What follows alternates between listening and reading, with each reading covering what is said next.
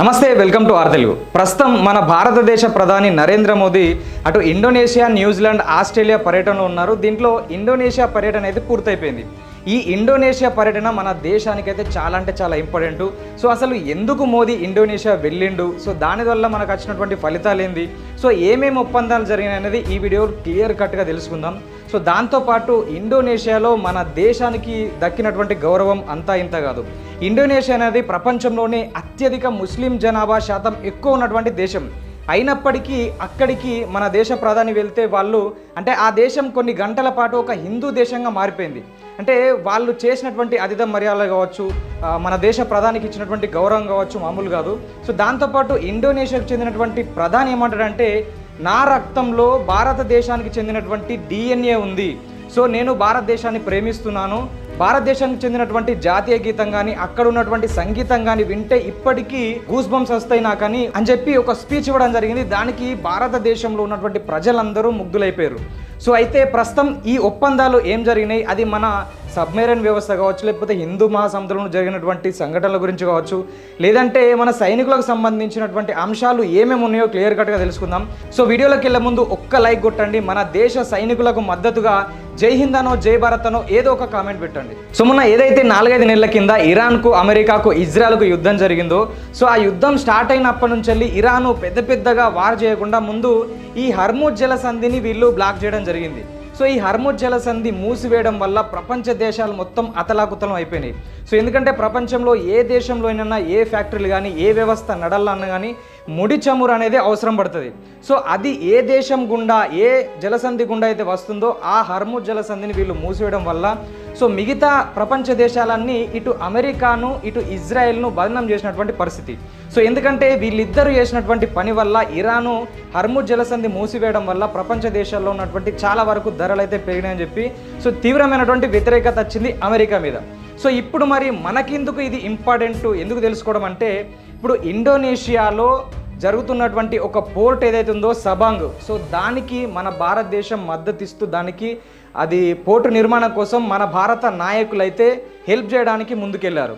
So ఇది మనం ఎందుకు చేయాలంటే, ఇప్పుడు చైనా గుండు పిన్నూస్ నుంచి మొదలుపెట్టి యాపిల్ ఫోన్ వరకు ప్రతి ఒక్కటి నేను ప్రోడక్ట్ అనేది తయారు చేస్తాను, మ్యానుఫ్యాక్చరింగ్ హబ్ నా దగ్గరనే ఎక్కువ ఉందని విర్రవీగుతూ ఉంటుంది.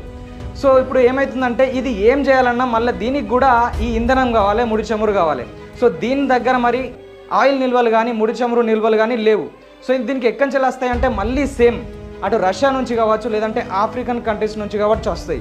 సో ఇక్కడ నుంచి మాత్రమే అంటే ఈ సబాంగు ఇందిరా పోర్టు మధ్యలో నుంచి వెళ్ళి మలక్కా జలసంధి నుంచి వెళ్ళి మాత్రమే వీళ్ళకు చమురు వెళ్తుంది. కాబట్టి ఒకవేళ అక్కడ ఆ సన్నని మార్గాన్ని మనం గిట్ట ఆపేస్తే ఆర్థికంగా చైనాను చాలా వరకు అయితే దెబ్బతీసిన వాళ్ళం అవుతాం. చైనా ఎప్పటి నుంచో లడాఖ్లో ఉన్నటువంటి మన భూభాగాల్ని ఆక్రమించాలని, ఇటు అరుణాచల్ ప్రదేశ్లో ఉన్నటువంటి భూభాగాలని ఆక్రమించాలని చూస్తుంది. ఎప్పుడు చూసినా కానీ మన దేశ భూభాగాల్ని తన భూభాగంలో అంటే తన మ్యాప్లో చూపిస్తూ కవ్వింపు చర్యలకు పాల్పడుతుంది. ఎందుకంటే ఈ అరుణాచల్ ప్రదేశ్లో లేదంటే హిమాలయాల దగ్గర వీళ్ళ యొక్క ఆర్మీ సైన్యం ఎక్కువ ఉందనే ఒక కారణంతో ఇది విర్రవీగుతుంది. సో ఇప్పుడు ఇండియా ఏం చేస్తుంది, ఒకవేళ నువ్వు మా ఇంటికి అంటే మా భూభాగంలోకి వస్తే నీ ఆఫీస్లోకి వచ్చి నిన్ను కొడతాం, అంటే నీది ఏదైతే వాణిజ్యపరంగా వ్యాపారం పరంగా ఉన్నటువంటి వ్యవస్థ పైన దెబ్బ కొడతాం అనే విధంగా మన దేశ నాయకులు అయితే పగడ్బందీగా ప్లాన్ చేస్తున్నారు.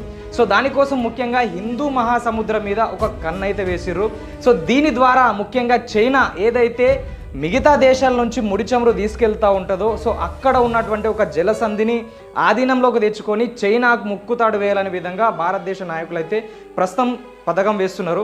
సో దీంతోపాటు చైనా ఏదైతే తను ఆర్థికంగా అభివృద్ధి చెందడంతో పాటు మిగతా దేశాలకు ఎంతో కొంత ఆశ చూపుతూ వాళ్లకు అవసరానికి మించి డబ్బులు ఇస్తూ అవసరానికి మించి వాళ్ళ దగ్గర మిత్తి వసూలు చేస్తూ సో మొత్తం మీద ఆర్థికంగా దేవాలా తీసేటట్టు చేసి ఆ తర్వాత ఆ దేశాల్లో ఉన్నటువంటి పోర్ట్లను ఆక్రమిస్తుంది. సో దాని తర్వాత పూర్తిగా పీల్చి పిప్పి చేసి ఆ దేశాలను అయితే ఆర్థిక సంక్షోభంలో నెడుతుంది. కానీ ప్రస్తుతం మన భారతదేశ నాయకులు మాత్రం ఇండోనేషియాతో రక్షణ విభాగంలోతో పాటు ఆర్థికంగా అనేక ఒప్పందాలపై అయితే అగ్రిమెంట్ చేసుకోవడం జరిగింది. ముఖ్యంగా ఇండోనేషియాలో అంటే ప్రపంచవ్యాప్తంగా ప్రస్తుతం ఈ ఎలక్ట్రానిక్ వెహికల్స్ ఈవీ వెహికల్స్ పట్ల చాలా వరకు అయితే ఆదరణ పెరుగుతుంది. సో కాబట్టి ఎలక్ట్రిక్ వెహికల్స్లో ఉపయోగపడే నికెల్ ఎక్కువ మొత్తంలో ఇండోనేషియాలో దొరుకుతుంది. కాబట్టి అక్కడ ఉన్నటువంటి నికెల్ను తవ్వి తీయడంలో సో దానికి సంబంధించినటువంటి పెట్టుబడి భారతదేశం నాయకులు అక్కడ పెట్టడానికి ప్రయత్నం చేస్తున్నారు. సో దీనివల్ల ఎలక్ట్రానిక్ వెహికల్ మన దేశంలో కూడా ఎక్కువ మొత్తంలో ప్రొడ్యూస్ అయ్యే ఆస్కారం ఉంటుంది. సో ప్రస్తుతం ఇండోనేషియాకు మనకు రక్షణ విభాగంలో కూడా చాలా ఒప్పందాలు అయితే జరిగినాయి, ముఖ్యంగా బ్రహ్మోస్. సో బ్రహ్మోస్ అనేది అంటే ఇంతకుముందు మనం వేరే దేశాలతోని ముడి సరుకులు కావచ్చు, ఆయుధాలు కావచ్చు, మనం ఇక్కడికి ఇంపోర్ట్ చేసుకుంటుండే. ఇప్పుడు మాత్రం భారతదేశమే మేడ్ ఇన్ ఇండియా టెక్నాలజీతోని చాలా వరకు అయితే ఆయుధాలు తయారు చేసి దాదాపు 100 దేశాలకైతే ఆయుధాలను అయితే ఎగుమతి చేస్తుంది. సో దీంట్లో ప్రస్తుతం ఇప్పుడు ఇండోనేషియా కూడా బ్రహ్మోస్కు సంబంధించినటువంటి బ్యాటరీస్ కావచ్చు, మిగతా విడిభాగాలని కూడా వీళ్ళు తీసుకుంటున్నారు.